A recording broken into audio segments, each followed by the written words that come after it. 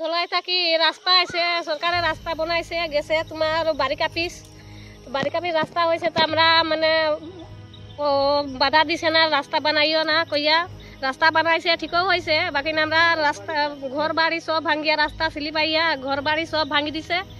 আর ক্ষেতের জমিন বেজান আসলো 300 কিয়ার আসলো, নানি 300 কিয়ার জমিন আসলো, রাস্তা ভাঙ্গিয়া মানে সব আইয়া মাটি ঢাকি দিছে, বালু পাথর মাটি আইছে। দেখুন ওইদিকে আমার মাটি আইয়া আমার কলা গাছ 50টা গুয়া গাছ আসলো, 100টা এটা সব মাটি আইয়া সব বড় ঘর দিকে সব মাটি নামি গেছে, ক্ষেত দিকে নেবু আছে তাও সব মাটি ঢাকি।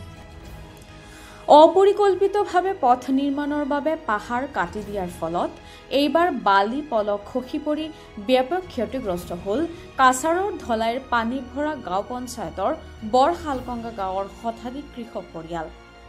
ঘৰৰ ভিতৰত বালি মাটি সোমাই পৰাৰ লগতে ধ্বংস হৈ গ'ল শ শ বিঘা উৰ্বৰ ভূমি। শতাধিক পৰিয়ালৰ বাসগৃহত বসবাসৰ অযোগ্য হোৱাৰ লগতে হেৰুৱাইছে জীৱন জীৱিকাও। অসম মালাৰ অধীনত ধলাই লোৱাৰবল অঞ্চলত পথ নিৰ্মাণৰ কাম চলি আছে। এই পথটো নিৰ্মাণৰ বাবে পাহাৰ কটাৰ সময়ত কোনো ধৰণৰ পৰিকল্পনা বা সাৱধানতা অৱলম্বন নকৰাৰ অভিযোগ উত্থাপিত কৰিছে কৃষকসকলে। এই কাৰণে বৰষুণৰ ফলত পাহাৰৰ পৰা বালি মাটি খহি পৰে, আনহাতে বৃহৎ অংশ পানীৰ প্ৰভাৱত উটুৱাই লৈ যায়। প্ৰায় 2-3 ফুট পৰ্যন্ত তেওঁলোকৰ কৃষিভূমিত মাটি খহি আগুৰি ৰৈছে। গোটেই গাঁওখনত যেন বালি পলসৰ স্তূপ জমা হৈছে। ঘৰৰ ভিতৰৰ আৰু বাহিৰৰ আঁঠুৰ ওখ মাটি। কেৱল কৃষিভূমিয়ে নহয়, গাঁৱৰ প্ৰতিটো ঘৰ বালি আৰু পলিৰে প্লাবিত হৈছে। বৰশালকঙ্গা গাঁৱৰ কৃষকসকল মূলতঃ ধান, শাক পাচলি আৰু অন্যান্য শস্যৰ খেতিৰ ওপৰত নিৰ্ভৰশীল। এই বতৰত তেওঁলোকৰ শাক পাচলিৰ খেতি, ধানৰ পুলি আৰু অন্যান্য শস্য সম্পূৰ্ণৰূপে ধ্বংস হৈ গৈছে। শ শ বিঘা কৃষিভূমি বালিৰ স্তূপ জমা হোৱাৰ ফলত কৃষকৰ সপোন আৰু জীৱিকা দুয়োটাই আন্ধাৰত ডুব গৈছে।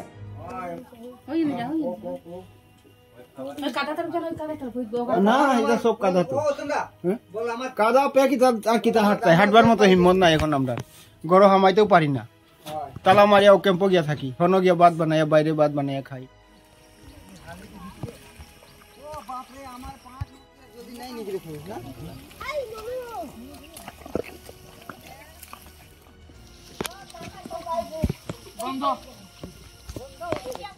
সরকারের তো রাস্তা বানাই ঠিকও আছে, বাকি আমরা যে গরিব মানুষ 2 মন হালি ফেলাইছি, এগুলো শেষ হয়ে গেছে।